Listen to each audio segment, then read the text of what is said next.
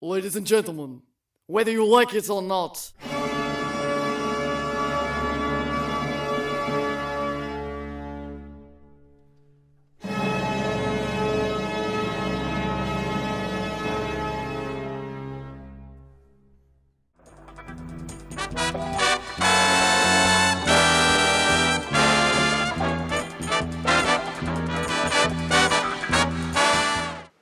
Oh, God.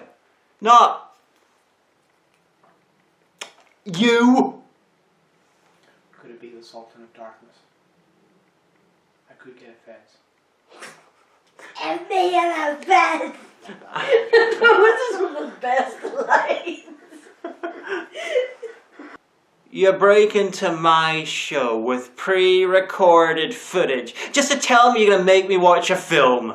What is this, 2009? What is this, 2010? What is this, 2012? Here's the dirty little secret when I come up with these little intros for the reviews.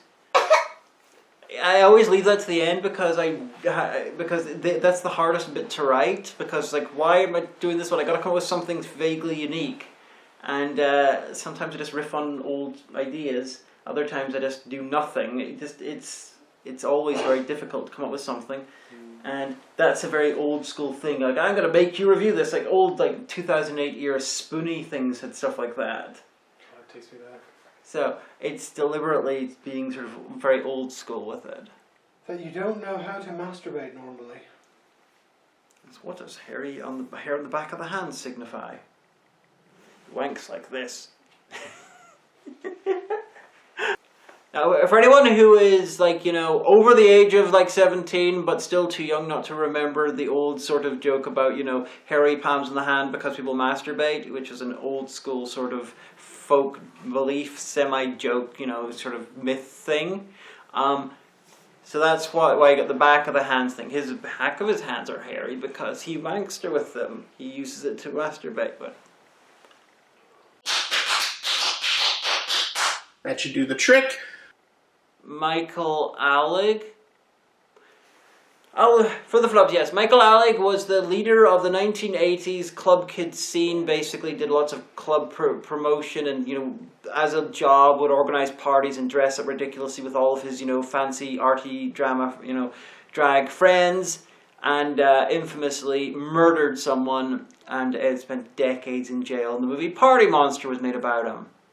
So, you know, man turns into a ravening beast at night. Michael Alec.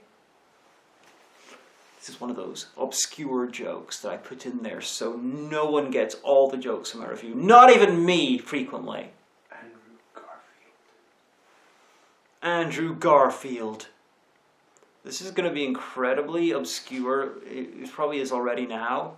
But during the production of the recent Spider-Man film, Andrew Garfield did an interview where he was asked if he was in it, and he kept saying, it's like asking someone if they're the werewolf. Like I'm not the werewolf. I don't know who the werewolf is. And so it's asking who is the werewolf, and Andrew Garfield. So this is one of those obscure jokes that's going to get even more obscure with time. Eventually I will forget the context. Like an I Love the 70s album that would shank you for skipping over the Bay City Rollers.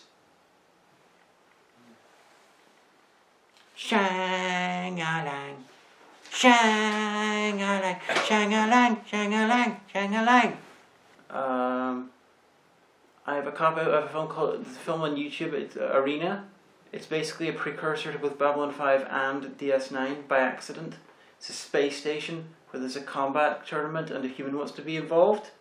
And TKO, God help me. And in the cast, you've got a human who's, like, you know, high up in it, played by Claudia Christian, and you've got an evil alien played by Mark Alamo, and his little gremlin-like companion played by Armin Shimerman. Okay. This was made in like 1988. Anyway. Hey Flubs, I'm hugging Teddy and there's nothing you can do about it. We're also in the past. For all we know, by the time they're watching this, we're dead. I'm hugging the camera, I'm hugging the Flubs. Why would you do that? Why would I do that? Someone could be watching this in 50 years. That's true. Whenever New Afghanistan is on the moon or something. Yeah. And Mars. This moment frozen in time will always be me hugging Teddy. Aww, that's adorable. Even if I'm dead.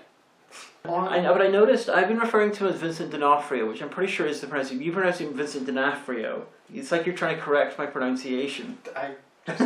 Yeah, I adds to it, and if I'm wrong, then it just adds even more to the joke. Lol. So Flubs, let us know which of us is correct. D'Onofrio or D'Onofrio? If you're watching this on YouTube, comment for Hagen and like for Learned Minion. Give us the what do you call it? Interactions, the algorithm loving stuff. You didn't realise that they're just going to sarcastically comment, oh, I prefer to pronounce, and then just going to write the word. Hey, even better, do both. We'll love that. All three of you watch the Flubs. Yeah. Well, I hope you agree. I've looked at the numbers. There's at least 50. Who's right, Hagen or Teddy? Man, this sequence takes fucking ages. What is this, 12 minutes a slave? Oh, I guess I don't have more self-control than that. There's a helicopter outside. They're after Mr. Newcliffe. What is this, Northern? Hagen, I wonder what a dog bitten by a werewolf would turn into. A chimp, like an angry... Why? It's just a guess. Because it's a werewolf. Alright. So reversed. Joe Rogan got it. Yeah. Are we going to go via your local ones, or cause that's a bit out of the way?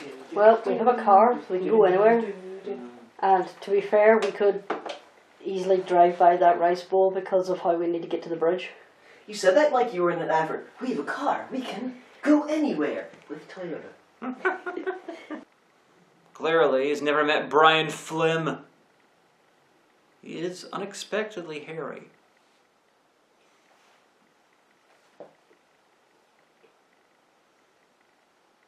This really should have been a plot in the Brady Bunch. Unusual move. Hagen edits the original trailer into the review. There. Okay, I think that should do it.